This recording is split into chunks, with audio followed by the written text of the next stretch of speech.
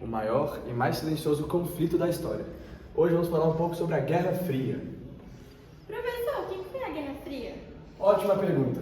A Guerra Fria foi um conflito ideológico entre duas grandes potências pós-Segunda Guerra Mundial, Estados Unidos e Rússia. Porém, não foi um conflito direto armado. A gente fala que a Guerra Fria foi um conflito indireto. Por quê? Porque entre as duas grandes potências não houve um conflito em si, mas muitos pontos em países do leste europeu socialista, em Cuba, por exemplo, na Coreia, no Afeganistão, tiveram vários conflitos. Então, vamos entender um pouco como que isso começou um pouco. Nós tivemos, ali um pouco antes do término da Segunda Guerra Mundial, o que a gente chama de Conferência de Yalta, que aconteceu em 1945. O que essa conferência fala pra gente? Ela é o início da ordem bipolar.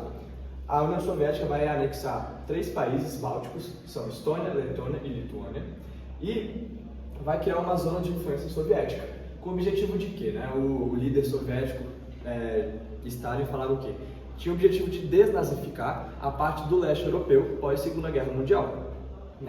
E ele também falava que após a ocupação, teriam eleições livres nesses países que seriam ocupados. Só que todo mundo sabe que isso não ia acontecer de fato. O objetivo dele realmente era anexar esses países na União Soviética. Então, a parte ocidental ali da Europa, os aliados, eles pegaram uns países para eles também anexaram, tá? E beleza, agora nós temos a Conferência de Potsdam. O que a Conferência de Potsdam vai falar pra gente? Ela vai querer dividir a Alemanha em 4 zonas, sendo uma zona britânica, uma zona estadunidense, francesa e soviética. Sendo a soviética um pouco maior, tá? Porque como a União Soviética conseguiu invadir Berlim, ali de fato acabar com a guerra, então eles ficaram com uma divisão um pouquinho maior. E também teremos a divisão de Berlim, Teremos a divisão de Berlim Oriental e Ocidental, mas não em si agora, porque a gente vai ter uma divisão também em 4 zonas e que posteriormente vai se dividir em Oriental e Ocidental, beleza?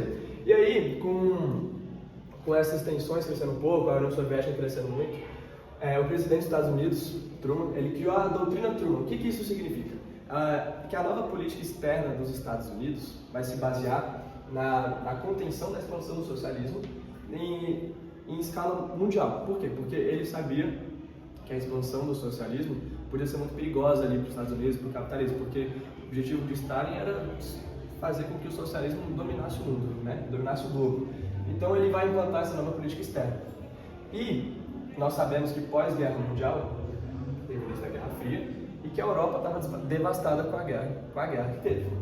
Então, vai ter a criação do Plano Marshall pelos Estados Unidos. O que é o Plano Marshall? Sim, basicamente, os Estados Unidos, com a Europa devastada, vai dar empréstimo aos países aliados da Europa, tá? Porque eles não tinham condições de se reconstruir naquele momento.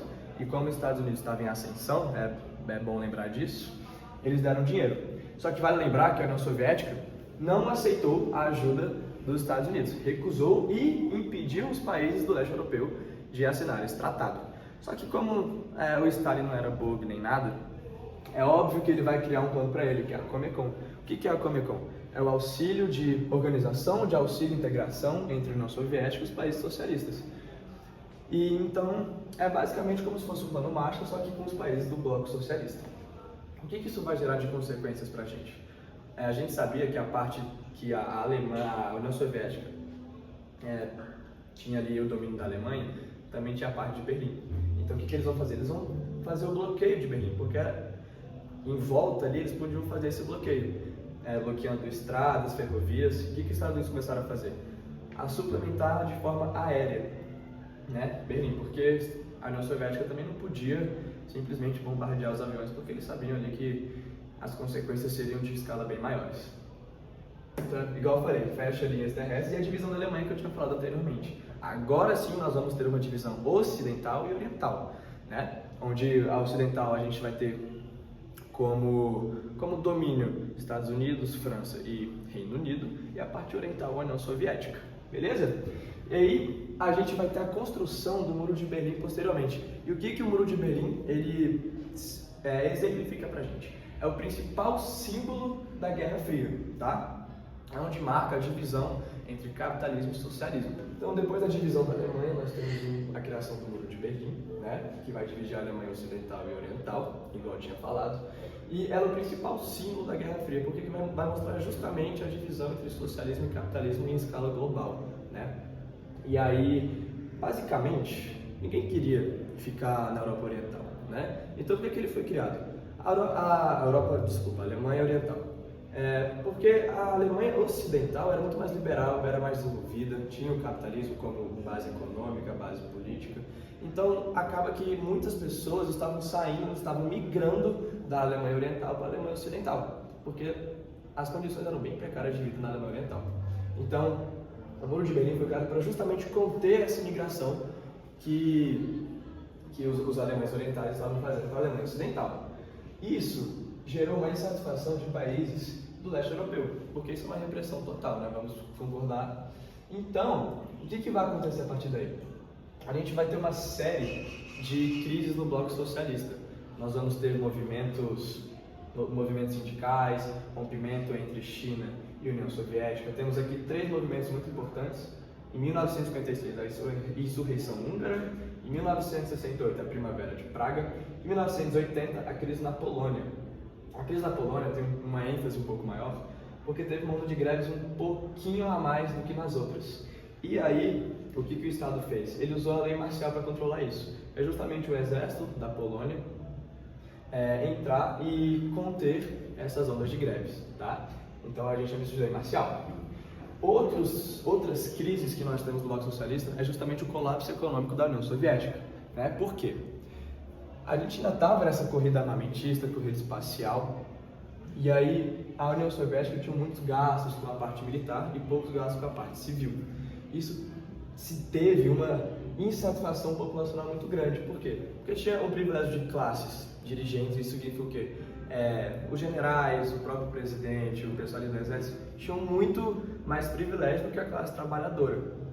Repressão do Estado em relação a isso, a manifestações, igual a gente viu aqui na crise da Polônia, e escassez de produtos essenciais. Você comprava uma geladeira, você pagava pela geladeira, podia morrer e chegar daqui 10 anos, e você não sabia, porque a produção não era condizente com o tamanho populacional que eles tinham, beleza?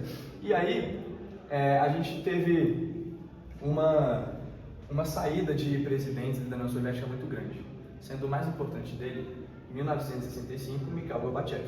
Por que ele foi mais importante?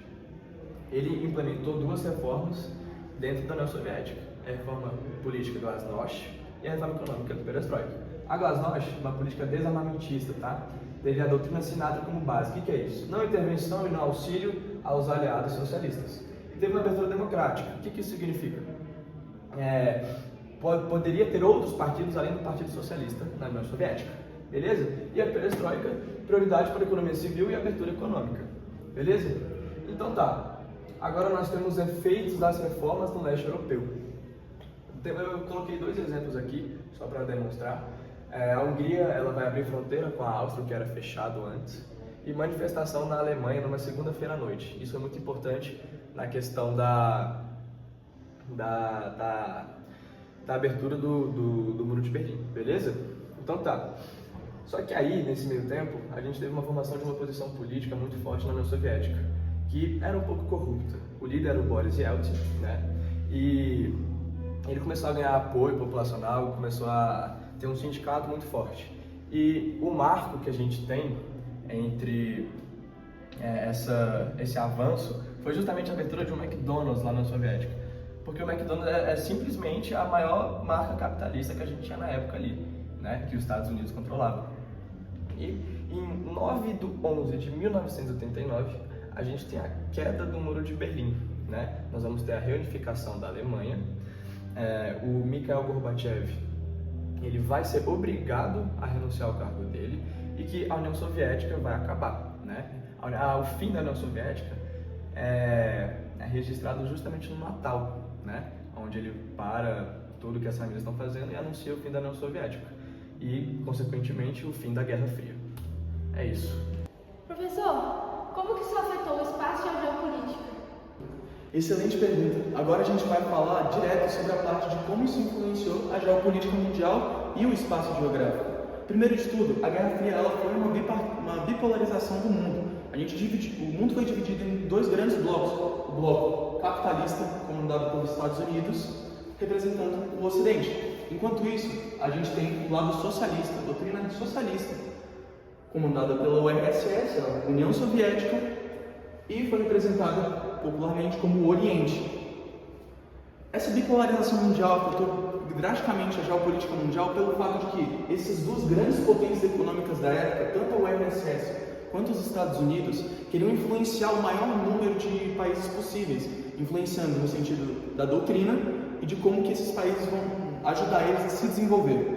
Então, é importante perceber que pactos como a OTAN, uma organização militar, a Organização do Tratado do Atlântico Norte, e o Pacto de Varsóvia representaram importantes tratados geopolíticos para definir a influência da URSS e dos Estados Unidos no mundo. Isso foi muito drástico para a geopolítica mundial e a gente ainda consegue ver isso hoje em dia. Mas beleza, vamos pegar alguns exemplos práticos agora em partes do mundo onde a gente consegue perceber essa bipolarização. Vamos analisar a Europa, por exemplo. A Europa ela foi dividida completamente na metade com a Guerra Fria. A gente tinha nitidamente um lado capitalista e um lado socialista. A esse fenômeno a gente deu o nome de cortina de ferro da Europa. A gente conseguiu também perceber em um país em específico a exata divisão entre capitalismo e socialismo, essas duas grandes influências em um mesmo país. Esse país foi a Alemanha.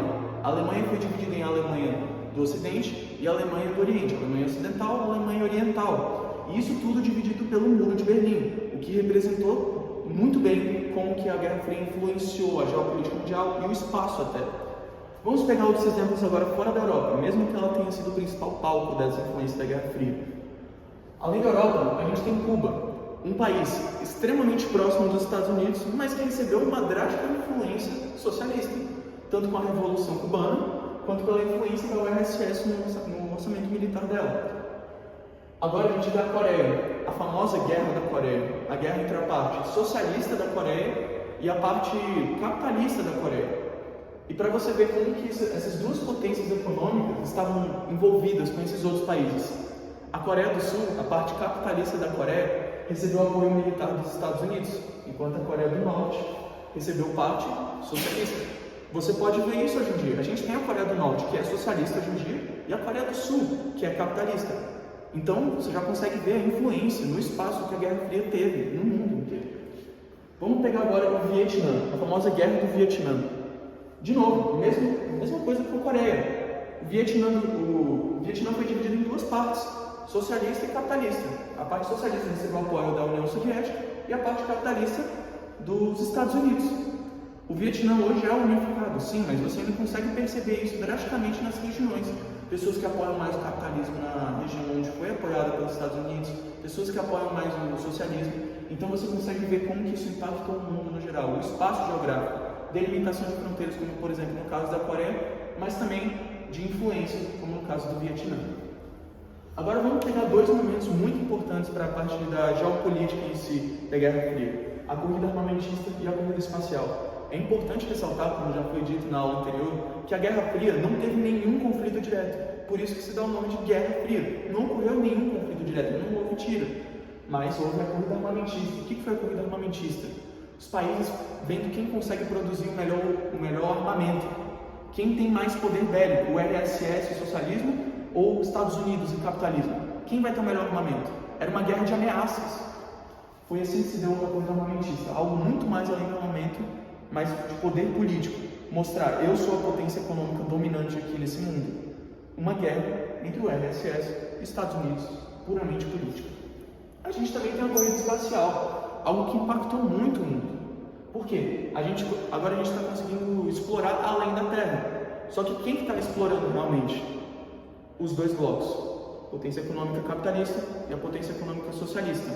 A potência econômica capitalista tentando ir à Lua, além, enquanto a outra tenta alcançar. A corrida espacial não representou só um movimento político, algo de influência, mas também representou quem que tem o domínio sobre o espaço, quem está estendendo seu território além da Terra.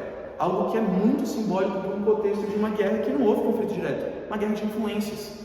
Então a corrida espacial mudou drasticamente o jeito como foi vista a geopolítica no mundo. A gente conseguiu ver, cara, os soviéticos conseguiram mandar o primeiro homem para o espaço. Isso representou um grande marco. Eles conseguiram mandar o primeiro satélite, o Sputnik 1.